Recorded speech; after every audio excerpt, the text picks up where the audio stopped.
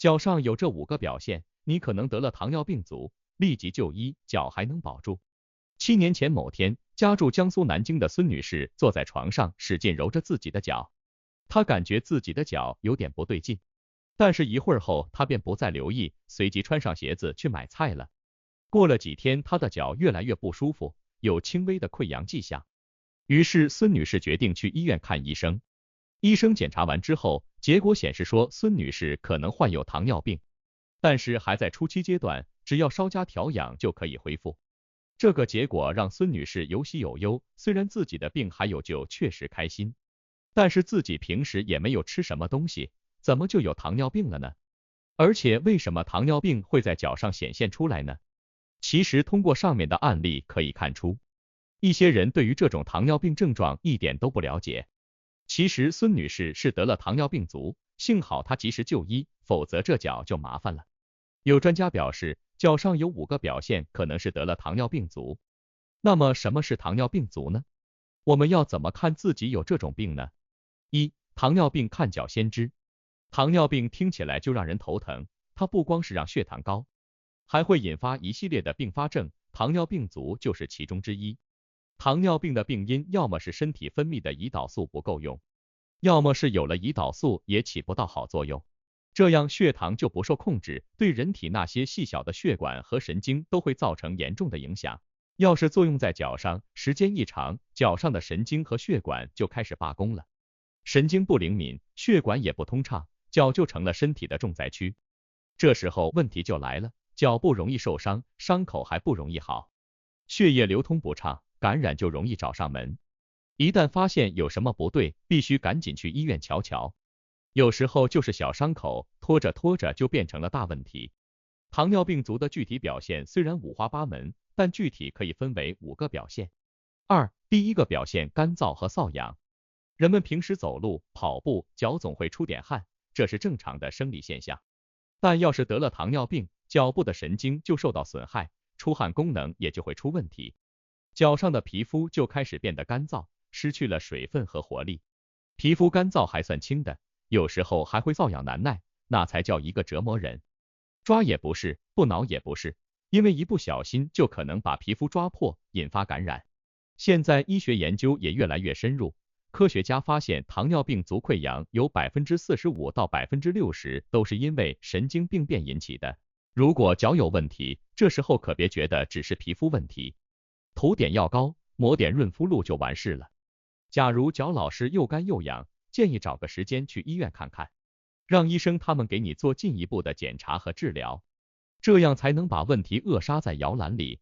除了及时就医之外，咱们平时也得注意预防，比如控制好血糖水平，这是最重要的。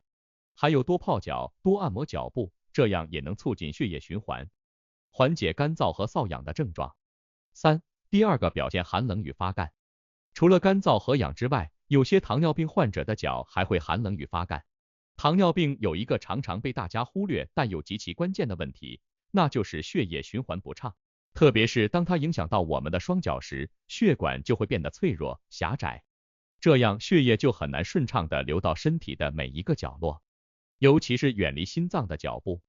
所以一些糖尿病患者的脚经常是冷冰冰的，就算天气不冷，他们也像被冻住了一样。有时候脚还会变得蓝紫色，医学上叫发干，这是因为血液供应不够，脚部组织缺氧又缺血，颜色就变了。这样的脚一旦有个小口子，比如不小心蹭破了皮，恢复起来很慢。这样一来，细菌就容易趁虚而入，感染的风险就大大增加了。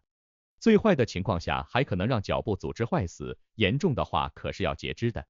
因此，对于那些感觉脚部血液循环不太好的患者来说，定期去医院给双脚做一次体检真的非常重要，及时采取措施，改善生活方式，吃药或者手术，来保持血管畅通，减少糖尿病足的风险，才能够及时挽救自己的生命。第三个表现肿胀偏硬。糖尿病患者的血糖长期居高不下，脚部还容易出现肿胀偏硬的情况。血糖高了，血管内皮细胞就会受伤，血管壁就会变得厚重，管腔也会变窄，有时候还会形成血栓，这样下肢的血液回流就变得不顺畅了，脚部自然就肿了起来，皮肤紧绷的发亮。糖尿病不只是血糖高那么简单，它还爱给咱们的脚找麻烦。血管病变会让脚部的皮肤变得僵硬，就像失去水分的苹果，弹性都没了。这是因为血管出了问题，皮肤得不到足够的营养，变得脆弱。而且糖尿病患者的免疫力还会下降，脚部就成了细菌、真菌这些微生物的培养皿。一旦脚部感染了这些微生物，发炎、肿胀、疼痛，这些症状都会找上门来。要是感染控制不住，还可能引发骨髓炎这种更严重的病。这个时候脚部皮肤温度还会升高，有时候还会伴有疼痛或麻木的感觉，就像被火烤或者被针扎了一样。皮肤颜色也可能会变得发红、发紫或者发黑，看起来就像被染色了一样。走路的时候脚部疼痛还会加重，就像踩在了刀尖上，每一步都疼得让人咬牙切齿。第四个表现没有知觉。高血糖有时候还会让脚部的神经变得迟钝，就像脚踩在棉花一样，对外界刺激不那么敏感了。这一切都是脚的神经病变的缘故。高血糖对脚部的神经纤维下手，让神经传导功能变得不正常。当神经受损病变严重时，还会影响到脚部的肌肉和血管的正常工作。神经病变一旦找上门，人体对疼痛、温度的感知能力就会大幅下降。这就意味着脚如果被烫了一下，自己都浑然不觉。这样一来，就算脚部有个小伤口，比如被鞋子磨破了皮，或者走路时踩到了什么尖锐的东西，患者也可能感觉不到疼痛。小伤口容易变成大麻烦，甚至引发严重的并发症。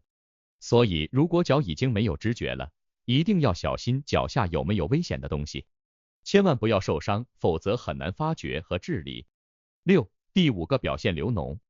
糖尿病患者的脚感染如果得不到及时控制，细菌就会在脚部安营扎寨，大量繁殖，导致脚部组织坏死，形成脓肿，这时脚部就会流脓。如果脚红肿的像个小泡，还热热的，一碰还疼，那可得留神了。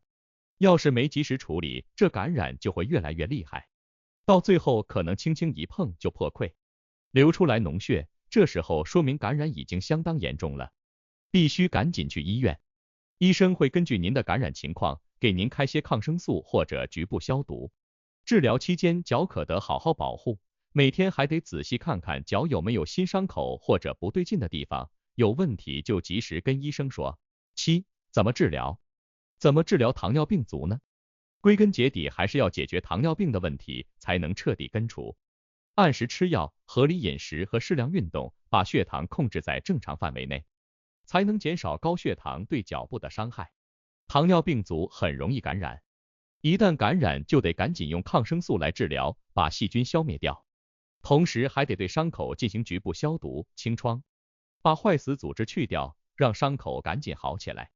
有时候用些扩血管的药物，或者进行高压氧治疗，让血液流得更顺畅，给脚部提供更多的营养和氧气。如果糖尿病足病情严重，比如血管堵塞、脚部坏死，那可能得动手术了。